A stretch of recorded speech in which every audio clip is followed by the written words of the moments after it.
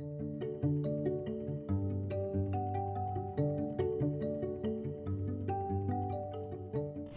Hao Ming with Xinhua News Agency, reporting at the booster station of Zhuhai Jinwan offshore wind power plant located in South China Sea. The booster station is the heart of the whole wind power project.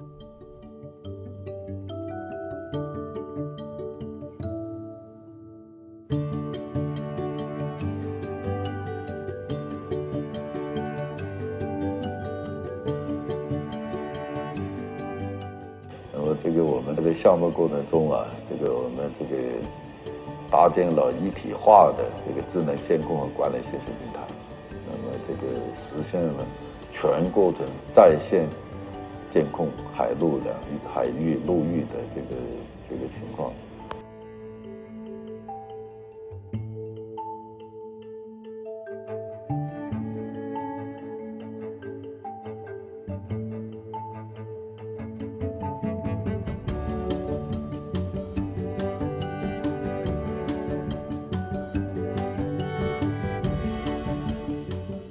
据统计，到2020年底，那么全球的海上风装机容量是3520万千瓦，我们国家的海上风电到2020年装机容量是900万千瓦。